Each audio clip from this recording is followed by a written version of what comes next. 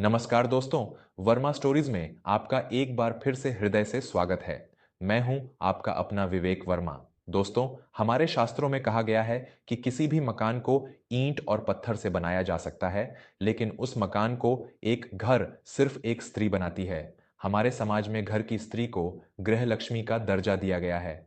ऐसा माना जाता है कि जिस घर की स्त्री खुश रहती है, संस्कारी होती है, उस घर में साक्षात माँ महालक्ष्मी का वास होता है। लेकिन क्या आपने कभी सोचा है कि जब साक्षात गृह लक्ष्मी ही अनजाने में कुछ ऐसी गलतियां करने लगे जो शास्त्रों और वास्तु के बिल्कुल विरुद्ध हों, तो क्या होता है? तब उस घर से सुख, शांति और समृद्धि हमेशा के लिए विदा ले लेती है। आज की हमारी कहानी कोई साधारण कथा नहीं है। यह उन छोटी छोटी लेकिन भयंकर गलतियों का आईना है जिन्हें आज के आधुनिक दौर में बहुत सी स्त्रियां मामूली समझकर नजरअंदाज कर देती हैं, और फिर पूरा परिवार दरिद्रता और दुखों के दलदल में धंसता चला जाता है। यह कथा आपकी आंखें खोल देगी। यह कहानी है धर्मनगर के रहने वाले प्रताप और उसके परिवार की। प्रताप एक बहुत ही होनहार और मेहनती व्यापारी था। उसका सूती कपड़ों का बहुत बड़ा व्यापार था। घर में पैसों की कोई कमी नहीं थी। प्रताप की मां सुजाता देवी एक अत्यंत संस्कारी और धर्म कर्म को मानने वाली स्त्री थीं। उन्होंने जीवन भर कड़े नियमों का पालन करके अपने घर को मंदिर की तरह पवित्र रखा था। समय के साथ प्रताप का विवाह देविका नाम की एक सुंदर कन्या से हो गया। देविका ऊंचे घराने से थी। वह देखने में जितनी सुंदर थी, स्वभाव से उतनी ही चंचल और पुरानी परंपराओं को रूढ़िवादी समझने वाली थी। सुजाता देवी ने देविका का स्वागत अपनी बेटी की तरह किया। उन्होंने सोचा कि समय के साथ देविका इस घर के तौर तरीके और रीति रिवाज सीख जाएगी, लेकिन देविका के मन में इन सब चीजों के लिए कोई सम्मान नहीं था। विवाह के कुछ ही दिन बीते थे। एक शाम सूरज ढलने का समय था, जिसे हम गोधूली बेला या संध्या काल कहते हैं। सुजाता देवी घर के आंगन में तुलसी के पास दीपक जला रही थीं। तभी उन्होंने देखा कि देविका अपने कमरे में गहरी नींद सो रही है। सुजाता देवी ने तुरंत कमरे में जाकर देविका को उठाया और बहुत ही प्यार से समझाया।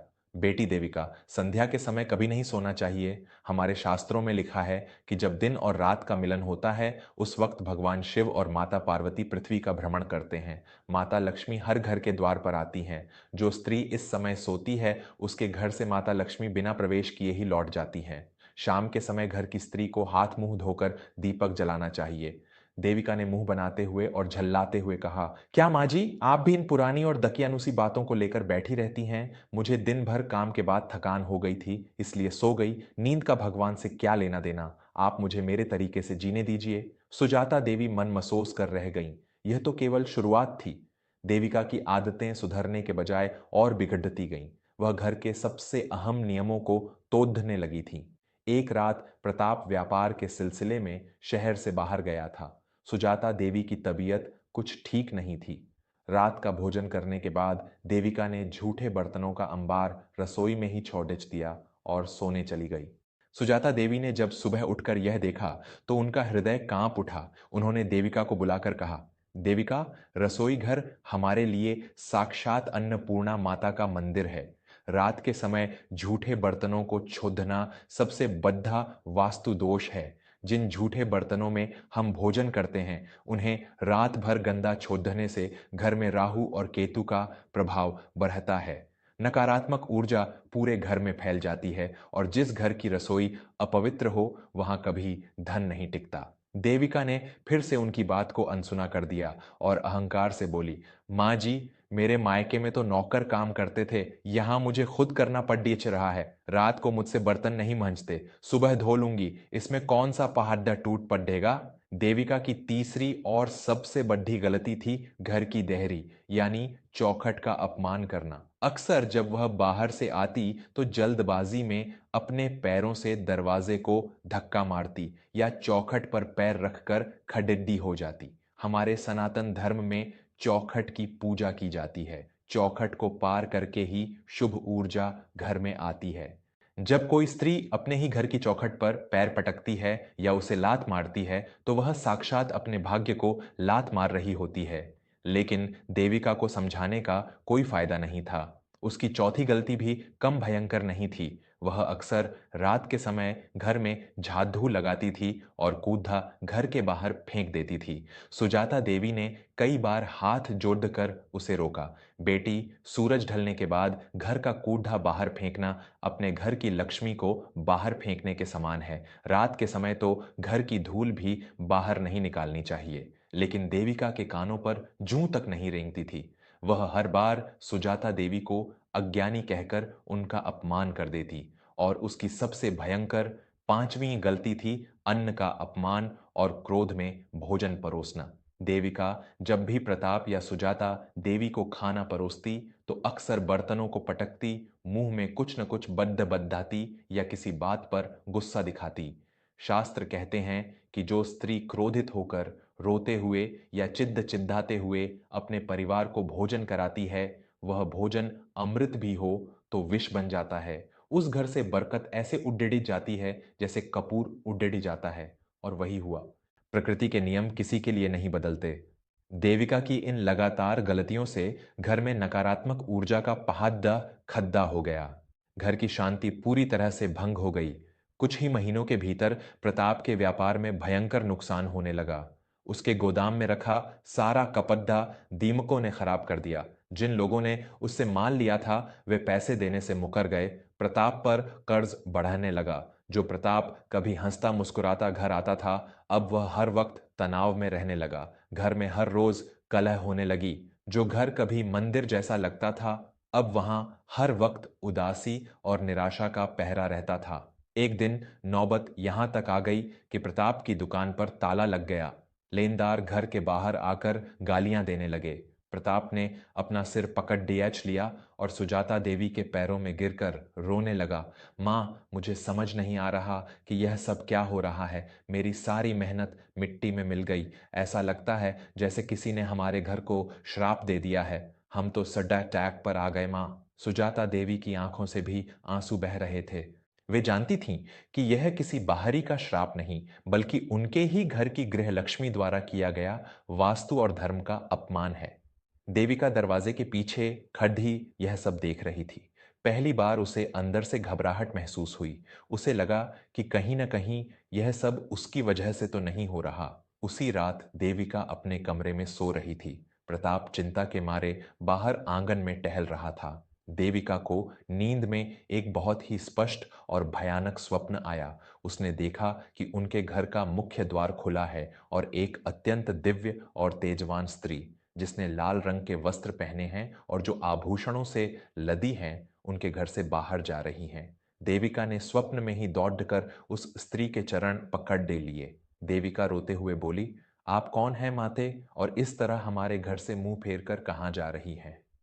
उस दिव्य स्त्री ने बहुत ही गंभीर और उदास स्वर में कहा, मैं महालक्ष्मी हूं देविका। मैं तुम्हारे घर में निवास करती थी। तुम्हारे पति की मेहनत और तुम्हारी सास की भक्ति ने मुझे यहां बांध रखा था, लेकिन अब मैं यहां एक पल भी नहीं रुक सकती। देविका ने हाथ जोड़कर पूछा, मुझसे क्या अपराध हुआ है माता? आप हमें इस तरह बर्बादी की हालत में छोड़कर क्यों जा रही हैं?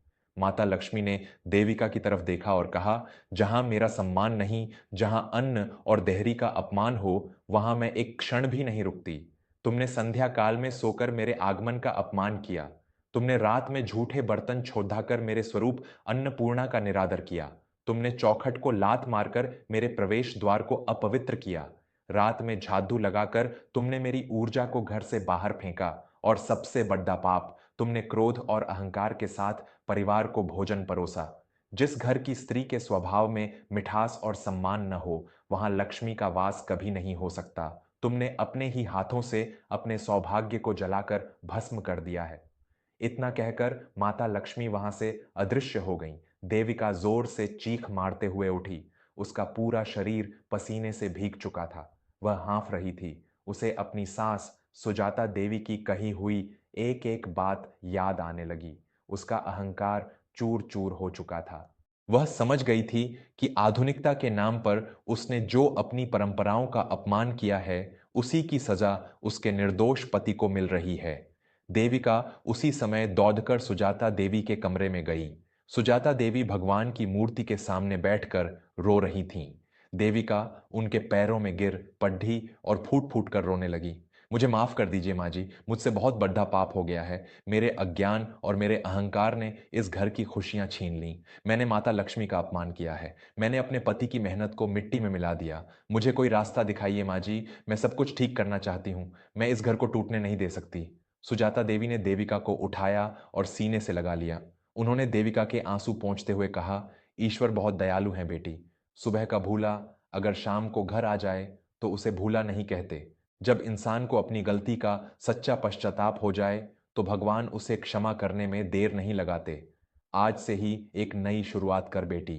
घर की ऊर्जा को तूने बिगाड़ा है, अब तू ही इसे संवारेगी। उस दिन के बाद देविका पूरी तरह से बदल गई। जो देविका सुबह देर तक सोती थी, अब वह सूर्योदय से पहले उठकर स्नान करती और घर के मुख्य द्वार पर जल का छिड़काव करती। उसने घर की चौखट को कभी अपने पैरों से नहीं छुआ, बल्कि रोज सुबह उसे प्रणाम करने लगी। रसोई घर में रात को एक भी झूठा बर्तन नहीं रहता था। वह खुद पूरे प्रेम और भक्ति भाव से खाना बनाती और अपने पति और सास को मुस्कुराते हुए भोजन परोसती। संध्या के समय वह सबसे पहले हाथ मुंह धोकर तुलसी माता और घर के मंदिर में दीपक जलाती। उसने रात के समय झाड़ू लगाना बंद कर दिया। उसके स्वभाव में जो अहंकार और कड़ी डिडियचवाहट थी, वह पूरी तरह से मिठास और विनम्रता में बदल गई। दोस्तों, घर की स्त्री की सकारात्मक ऊर्जा में इतनी शक्ति होती है कि वह मरे हुए भाग्य को भी जीवित कर सकती है। देविका के इस बदलाव का असर कुछ ही हफ्तों में दिखने लगा। घर में फिर से एक दिव्य शांति छाने लगी। एक दिन प्रताप के पास उसके पुराने व्यापारिक मित्र आए। उन्होंने प्रताप को एक नया प्रस्ताव दिया। प्रताप ने उसी दिन से फिर से मेहनत शुरू कर दी। देविका की प्रार्थनाओं और प्रताप की लगन ने मिलकर चमत्कार कर दिया। धीरे धीरे सारा कर्ज उतरने लगा। एक साल के भीतर प्रताप का व्यापार पहले से भी अधिक ऊंचाइयों को छूने लगा। उनके घर की खोई हुई चमक और समृद्धि वापस लौट आई।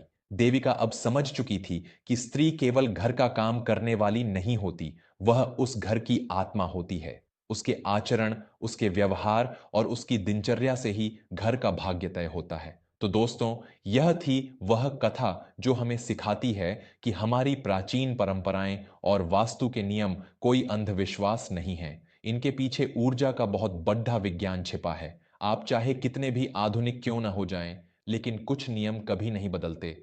अगर आपके घर में भी संध्या काल में सोने की, रात में झूठे बर्तन छोड़ने की, चौखट का अपमान करने की या अन्न का निरादर करने की गलती हो रही है, तो आज और अभी से इसे सुधार लें। क्योंकि जब तक घर की स्त्री इन नियमों का पालन नहीं करेगी, तब तक दुनिया का कोई भी उपाय आपके घर में लक्ष्मी को नहीं रोक सकता। आपको देविका की यह कहानी कैसी लगी? क्या आपने भी कभी अनजाने में ऐसी कोई गलती की है? अपने विचार और अनुभव मुझे कमेंट करके ज़रूर बताएं। अगर इस कथा ने आपको कुछ नया सिखाया हो और आपकी आंखें खोली हों, तो इसे अपनी सभी माताओं, बहनों और परिवार के सदस्यों के साथ शेयर ज़रूर करें। मैं आपका अपना विवेक वर्मा लेता हूं आपसे विदा। खुश रहिए, अपनी परंपराओं का सम्मान कीजिए और घर की स्त्रियों का आदर कीजिए। जय माता लक्ष्मी। धन्यवाद।